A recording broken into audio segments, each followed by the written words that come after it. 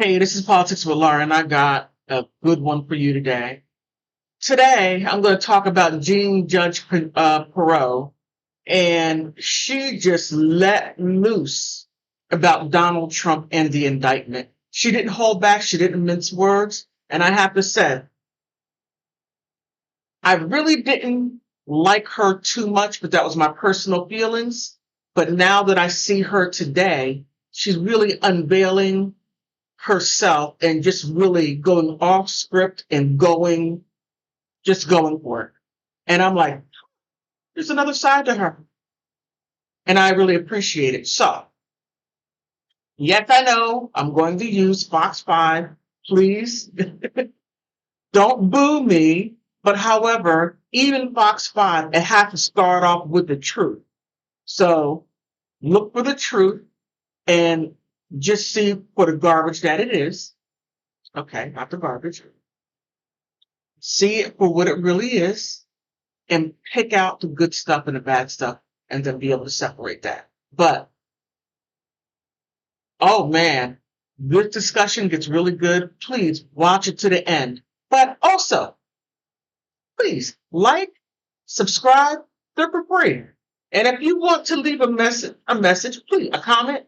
If you want to leave a comment, please do that. But please, be nice. Jeanine Pirro, you've been reading the indictment. How would you characterize it? You know, I am so livid right now. I am furious. I have spent over 3 decades in a system that I believe in. I'm a believer. But today, I am no longer a believer. What you've got is a weaponized Department of Justice, Department of FBI, and CIA. We saw it from the time he came down that escalator. They started with the Russia collusion hoax, and we know that Hillary Clinton made it up. She even told a president, the Durham report, she told Biden and she told Obama she was going to do it to get rid of her email scandal. So what did they do? The FBI lied. They went to a FISA court judge. They lied 3 more times. They needed to get this guy. And then they violated the Fourth Amendment rights of one American and spied on a presidential candidate. And we now know it was all a hoax started by Hillary Clinton. But that wasn't enough. Then what we had is the FBI telling social media, you can expect that there's going to be Russian disinformation in the form of a Hunter Biden laptop. And that's when they interfered with the presidential election for the second time.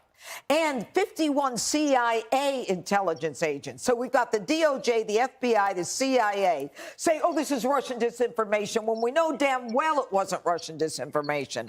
And now what you've got is a loser prosecutor, Jack Smith, who's been slapped down by the United States Supreme Court in one of his prosecutions, that if I were a lawyer, I would give up my law license. I'd be so embarrassed hiding under a rock. He's the one who prosecuted John Edwards. He's got a political agenda. And this is all over a Presidential Records Act, which is a civil suit, a civil issue. And so what they do is they put out this narrative indictment. Oh, this is a story of wrongdoing, national defense. And let's put in espionage. We can kind of tie it into the Russian collusion. So people will say, oh, it could have been the Russians. This is nonsense. And I want to know, how many documents were altered? How many documents were destroyed? Zero. But who destroyed 33,000 documents that she lied about over and over again? Hillary Clinton. She destroyed them. That was tampering with evidence. That was obstruction of justice. And did the DOJ, the FBI care? They didn't give a damn. But now they care. What are they so afraid of? Let him run for office. And if he loses, then that's the end of it. I hate a country that is akin to a third world country. This is a banana republic. When you indict one guy running for president and the guy who's doing it is some old geezer who says, you know what? I don't know anything about it. The day, by the way, the day that we finally get under threat of contempt of the head of the FBI, we finally get a 1023 from a credible FBI source. Credible, $200,000 worth of credibility the FBI paid him, saying Joe took $5 million, Hunter took $5 million from Ukraine. And I'm not done yet. I'll tell you something else. This whole thing with Ukraine, why the heck is everybody going to Ukraine? Why do we put billions and billions and billions of dollars into Ukraine? What the heck is going on over there? Randy Weingarten going to check out education.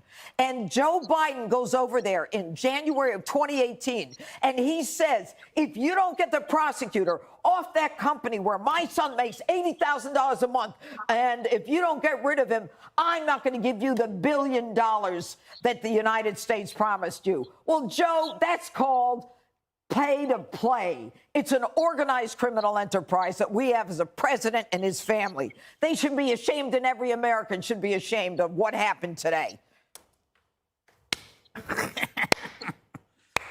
Well said. Jessica. As a left would say. It was a grand jury verdict. I was struck by a lot of what the judge just said, mostly the fact that she didn't address the documents that were panning across the screen, that there were documents found in the bathroom, in the shower, in the ballroom, in his bedroom, in his office, that there were documents pertaining to our nuclear programs, pertaining to our weaknesses and our allies' weaknesses, what makes us vulnerable, clearly a national security risk. What has been proven time and time again when it comes to this particular case is that Donald Trump and all of his supporters have been lying to us about what happened. So first he went with everything was declassified because he's magic and he can look at things and they become declassified. Now he's on tape admitting the fact that he's showing people, Mark Meadows' team when he's trying to do the book, a document that was still classified and that he knows that he doesn't have the power to declassify it anymore because he's no longer president. He said they were properly secured. I don't think a toilet is a skiff. Maybe I'm wrong. Better than a Corvette. Yeah. Or here you go. Misdirection. Misdirection. Just take. Yes, it is. The whole because point. No, it's not. Because in the B block, we'll talk about Ukraine, and then I can hear about Viktor Shokin all over again. He also said that he complied with everything. We know he flouted subpoenas, and now we know that he asked his lawyers to get rid of things.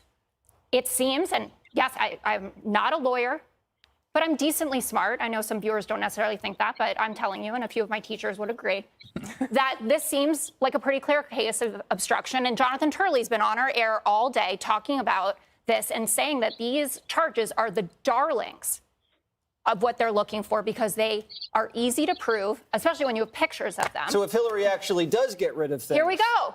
This has nothing to do with Hillary Clinton. No, it doesn't. If you want to argue and you want to talk about, again, the difference between gross negligence and extremely careless, a lot of people have that conversation.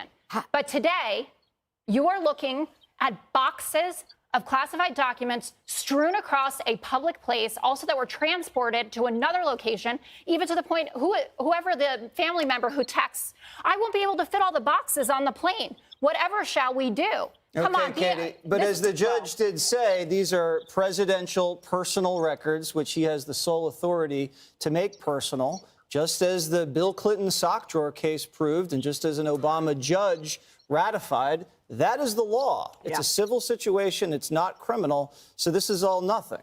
Well, and I'll tell you why it does matter. And it's not just deflection to talk about Hillary Clinton and to talk about Joe Biden and Hunter Biden. The fact that classified documents that were taken by Joe Biden when he was a senator ended up in his garage, where Hunter Biden, who has a lengthy, shady record of engaging with people like, I don't know, hookers who are all over his laptop, shady foreign figures, Chinese spies. There's no question about, whether he was possibly allowing them into the house when Joe Biden wasn't around, just sitting in the garage, not to mention he was making these foreign deals with shady figures who did not have the interests of the United States in mind. They have an interest of how they can bribe and make sure that their interests, whether it's for the Chinese Communist Party or for Ukraine, to be changed in their favor. The fact is that Hillary Clinton had a digital box of an unclassified or an unsecure server with classified information on it as a Secretary of State after she left that office in her bathroom.